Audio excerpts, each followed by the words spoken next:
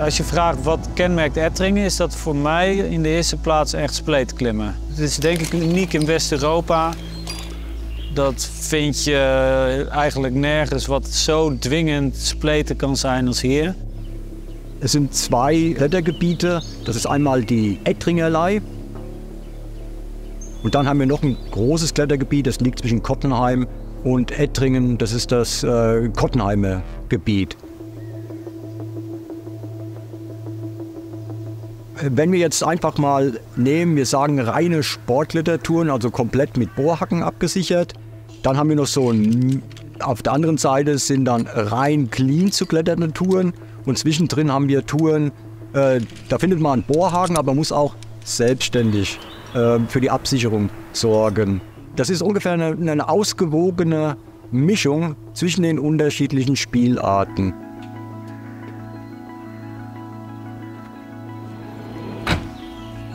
In een hal ben je heel veel aan het trekken, aan randjes en kruispasjes en sequenties. En spleetklimmen is echt het opvullen van de lege ruimtes met je ledematen.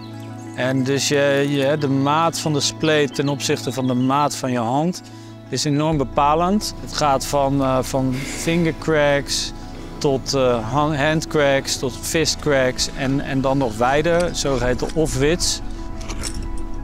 En de maat van je hand bepaalt ook hoe goed je in een bepaalde spleetmaat kan zijn. Maar ik vond het zo interessant dat ik eigenlijk hier het veel meer ben gaan doen en een groepje vrienden heb gekregen. Bijna elk weekend hier naar Ettringen gingen en echt verslaafd aan spleetklimmen geraakt. Het klimmen met threadgear en zelf eigenlijk mijn mobiele zekerpunten steken was best wel uitdagend. Ik heb nog niet zo heel vaak gedaan, lang geleden.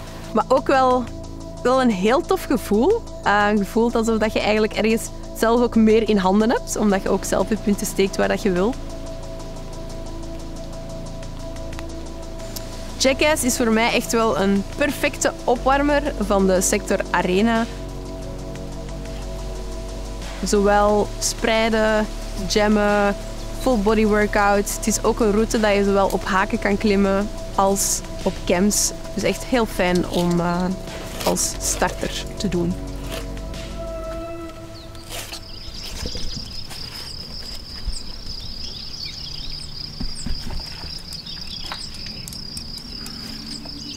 Dirty Deed dan Dirt Cheap.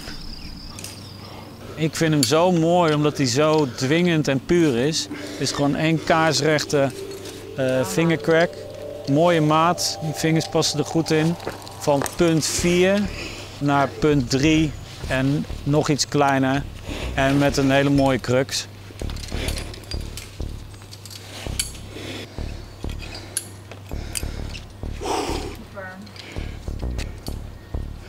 Mooie zijgreep, voethoog, ver doorpakken. Ja, prachtig.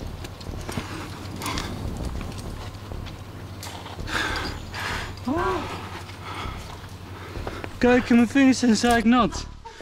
Oh. Und zwar, als ich 1993 hierher gekommen bin, hatte ich nur einen 4 DIN A4 Seiten großen Kletterführer gehabt. Da waren ungefähr 250 Routen drin. Heute haben wir gut 1750 Routen hier. Das heißt also, in den letzten 30 Jahren ist eine Menge passiert hier in dem Klettergebiet. Laura Stern is wel echt een pittige 5 voor mij. Een ideale route om het hand- en voetjammen te leren, te verbeteren ook. Vooral het bovenste deel was voor mij echt een uitdaging, fysiek, ook technisch. Ik kan eruit glijden, hè? Heel moeilijk om die handjumps daar gewoon te steken en te houden. Oh, ik ben zo verzuurd.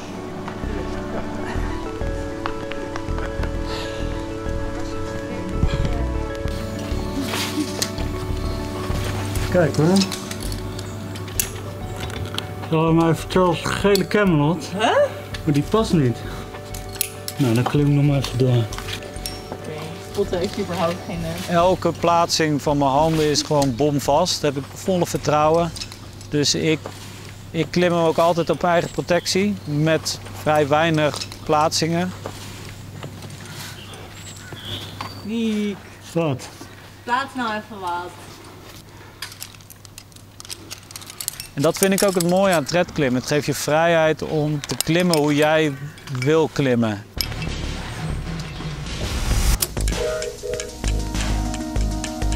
In den 80er Jahren, wie hier das Klettern losging, nur ein paar Namen, ganz vorne dabei der Andreas Eisenhauer, Jürgen Pellenz, Horst Wünsch. Auf allen Bildern ist der Andreas Eisenhauer zu sehen und das sind alles Bilder aus dem Kottenheimer Windfeld, also Anfang der 80er Jahre. Das sah aus wie eine Mondlandschaft, auf die ein Bombenteppich gelegt worden ist. Auf den Bildern sieht der Fels, an dem der Andreas klettert, so grauenvoll aus, ne, dass man denkt, dass das bricht jederzeit in sich zusammen, das ganze Gemäuer.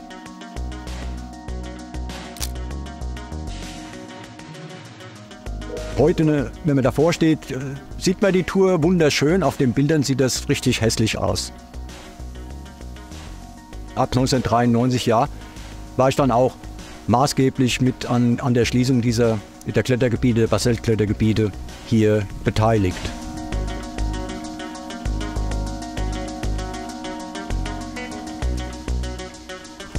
Je kan hier gewoon echt op je technische topniveau kan je op eigen protectie klimmen. Omdat de rots, en dat moet ik wel zeggen, meestal van hele hoge kwaliteit is.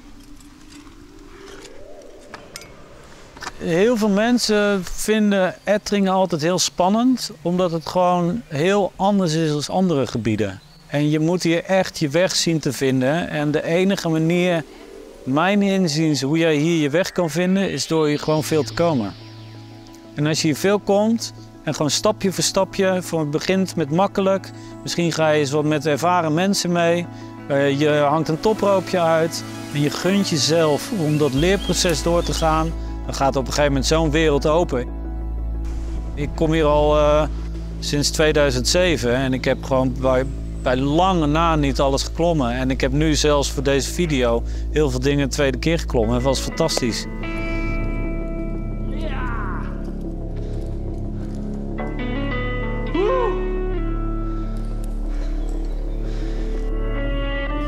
Fissure is echt een hele mooie barst die direct in het oog springt. De route was best wel uitdagend, zowel fysiek als mentaal.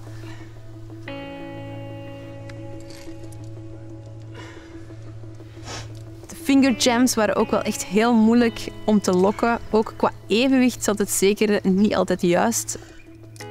Dus het is echt wel een route waar ik nog heel veel uit kan leren. Super. Amai. Ja, dat was niet gemakkelijk voor mij. Man kann sich ja wunderschön verlaufen und es hat eine ganz malerische, ganz eigene Atmosphäre, die es atmet mit dem Moos auf den Felsen, die hier im Kleinen dann doch auch landschaftlich begeistern kann. Ja, Mordor is een kuil langs de hoofdweg die van Ettringen naar Maaien loopt. Daar zitten de langste routes van heel Ettringen. Hier in der Ettringerlei haben wir Felshöhen bis an die 30 oder knapp über die 30 Meter. Das ist praktisch die maximale Höhe, die der Basalt hier natürlich bietet. Hele mooie routes in de 7e graad. Even opwarmen in het begin. Echt hele mooie is Billabong. Alright. Of die wordt ook wel handcuff lightning genoemd. En die begint op eigen protectie. En op een gegeven moment krijg je boorhaken. Dus een mooi versnijdingje met vingers, al best wel dwingend. En dan ga je naar een licht overhangende fingercrack. En dan kom je in een dak. En daar zit eigenlijk de crux om door dat dak te komen. Je hebt slechte voeten en je komt dan kom je in de versnijding en dan ben je al een beetje verzuurd. En dan moet je het nog bij elkaar houden om tot het anker te klimmen. Ja, zeer mooie, dwingende lijn. Ik had hem misschien een beetje onderschat. Iets wat je eigenlijk gewoon niet moet doen in Ettringen. Maar ik heb me er doorheen gevochten. Es gibt zwei Leute hier im Klettergebiet, die praktisch unter sich knapp 800, also gut die Hälfte der ganzen Touren aufteilen. Das ist der Andreas und das bin ich. Und man kann davon ausgehen, wenn irgendwo eine Linie auftaucht, an der der Name Andreas Eisenhauer dran steht, dann kann man sich freuen, ist eine gute Tour. Mordor is een route in de kuil Mordor. Het is niet zo'n heel moeilijke gewaardeerde, volgens mij is het een 6B. Maar het is ontzettend 3D. Iets wat je gewoon in de klimhal nooit tegen zou komen. Dus je hebt echt gewoon heel veel spreiden en heel atletisch met je voet heel hoog en duwen. Dat is ook gelijk iets kenmerkends van Ettringen, hè? Dat je heel veel moet duwen.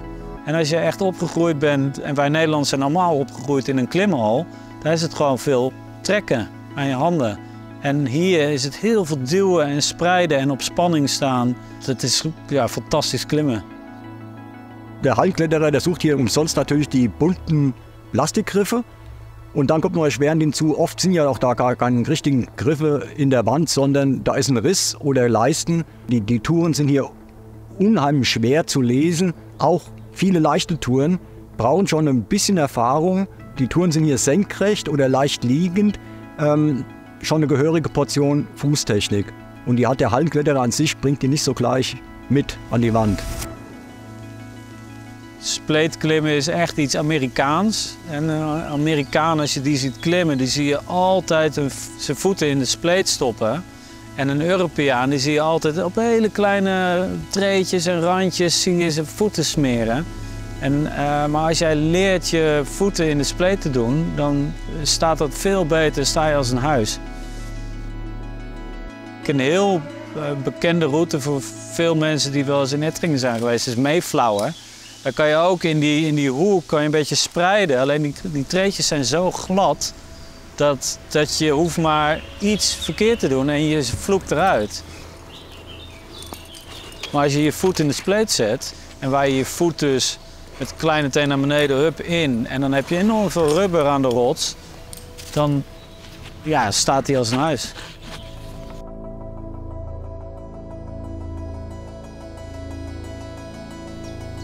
Als je niet gewend bent om spleet te klimmen of tred te klimmen en je gaat met de intentie dat het makkelijk is, dan kom je echt heel bedrogen uit.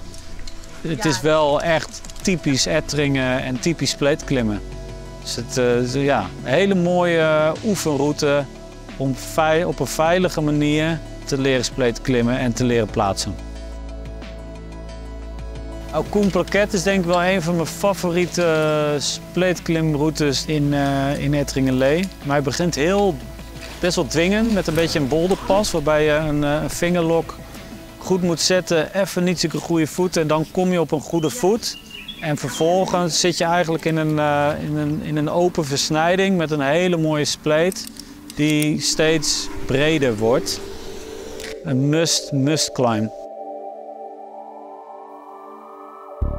Was 2023 möglich ist, es ist gestattet, hier am Parkplatz der Ettringerlei im Auto, im Camper zu übernachten. Solange man die Parkgebühr gezahlt hat, die seit 2023 mit einer Parkuhr an der Einfahrt erhoben wird. Das geht alles an die Gemeinde Ettringen, die sich auch hier um den Erhalt des Gebietes kümmert. Die leeren die Mülleimer, die mähen den Rasen. So profitieren die auch etwas von dem besonderen Klettergebiet, das sie auf ihrem Gemeindegrund haben. Versengeld is een vrij speciale route eigenlijk. Het is eerst klauteren tot aan een ijzeren beeld van Reinhard Karel, is een Duitse alpinist die ook het vrijklimmen in Duitsland eigenlijk heeft geïntroduceerd. Eens dat je aan het beeld komt, wordt het echt wel tricky klimmen. Een verre beweging naar rechts op kleine randjes, kleine voetjes en ja, op die manier eigenlijk verder klimmen tot aan Anderlecht. Wel echt cool, hè? Coole lijn. Ik hou er enorm van om als klimmer te kunnen groeien eigenlijk en om dingen bij te leren Dus zeker omdat ik klim ondertussen al meer dan 10 jaar. Maar dat is echt zo leuk. En als er dan zo nieuwe dingen zijn waarin ik echt veel kan groeien, dan ben ik uber gemotiveerd. Door hier nu te zijn realiseer ik me ook van oké, ja, volgend jaar is het jaar dat ik veel naar Etteringen ga komen en waarin ik ook echt gewoon die stijl mij echt eigen wil maken. Oh, my, let top, hè? En ook zo hier komen en nog zo'n groot potentieel aan routes kunnen doen die je nog niet gedaan hebt, is ook zo fijn eigenlijk. En nu, bam, de sportklimmove, heel ook uitkomen.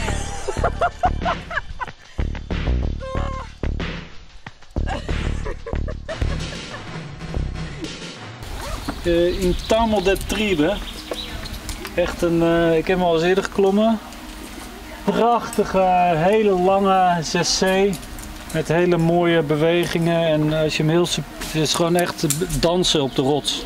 Dus ik heb er zin in. Het begin is gelijk ook een beetje het spannende. Dus als het een beetje aan de max van je kunnen ligt, zou ik adviseren om de eerste haak in te hangen. Alles zit er, alles klopt gewoon. Qua treetjes, het is super gevarieerd.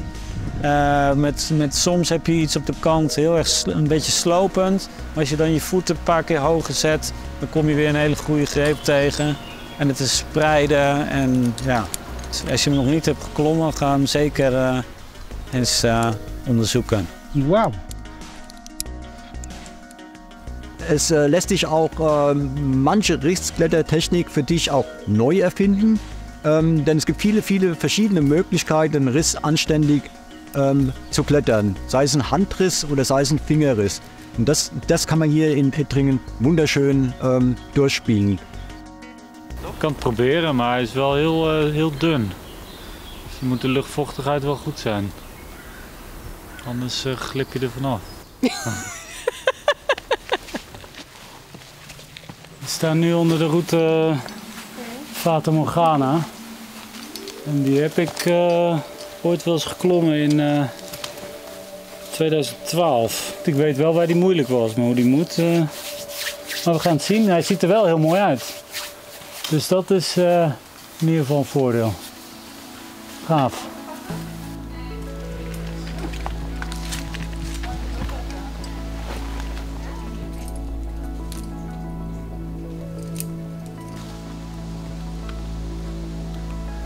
Ja, er zit een hele distincte crux in.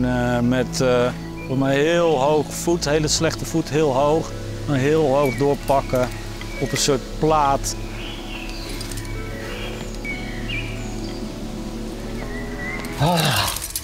Fucking hell.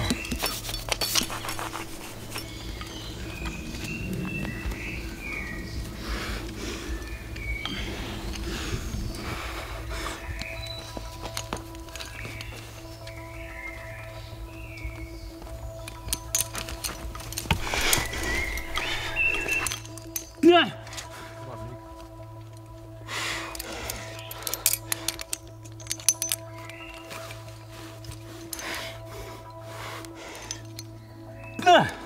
En als je daar uitklimt is het nog vrij krachtige vinger.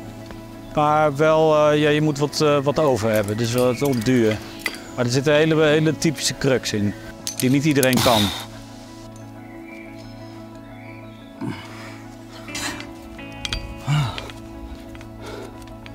Hoe was dit voor jou?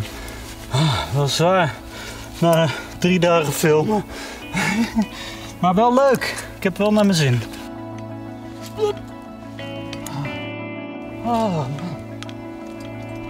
Das ist jetzt eine sehr schwere und anspruchsvolle Frage, welche eine Route von den 1750 Routen für mich die Personifikation von Ettringen ist. Der Mut der Verzweiflung ist für mich rein von der Linienführung, von der Art der Kletterei und dann, dass das Ding komplett clean selbst abzusichern ist, bringt die Tour vieles konzentriert zusammen, was Ettringen für mich ausmacht. Moed der Verzweiflung is ook wel echt met recht de koningslijn van Ettringen. Omdat hij zo markant in het oog springt, zo poef, kaarsrechte spleet. Wann ich jetzt das erste Mal die Mut der Verzweiflung geklettert bin, das weiß ich, das ist Ewigkeiten her. Das ist ja das Typische an Ettringen. Jetzt bei diesen cleanen Rissklettertouren, ich weiß in der Tour, welche Camps wo gut liegen. Ich weiß, auf welche Seite ich sie mir vom Klettergurt hängen muss. Und ich weiß natürlich, wo die guten Klemmpositionen für meine Hände sind.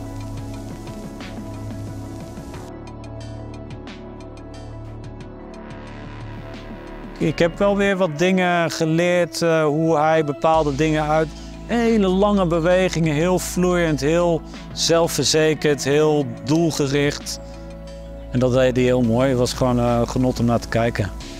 Und ist natürlich eine super Tour, um dann, wenn man sie drauf hat, zügig im Riss loszumarschieren und auch vom letzten Camp ohne zu fragen zum Umlenker zu marschieren. Viele versuchen da oben in einer prekären Piaz-Position noch was zu legen, aber das wirft sie dann meistens raus. Ne? Da muss man halt durchziehen, was im Rissklettern auch mal oft vonnöten is. Wat ik de mensen zou meegeven is dat het wel een aparte stijl is waar dat ze aan blootgesteld gaan worden. En dat het zeker ook geen cadeaus zijn. Dus dat je zeker moet voorbereid zijn om jouw ego tegen te komen. Opletten. Het is een heel anders klimmen en ook een volledige bodyworkout. Het is echt met je hele lichaam alles gebruiken om boven te geraken. Ik zou Ettringen aanraden aan mensen die echt ambitie hebben om buiten hun comfortzone te gaan klimmen. Die tijd en moeite willen stoppen om van zichzelf een betere klimmer te maken in een onbekende nieuwe techniek. En die technieken kan je dan meenemen naar heel veel klimgebieden op deze aardbol. Daarmee gaat er een ruimte voor je open en ook in de Alpen, in Amerika. En dit is een perfecte leerschool daarvoor. Ik moest mijn best doen, hè man, in die spleet. Wow.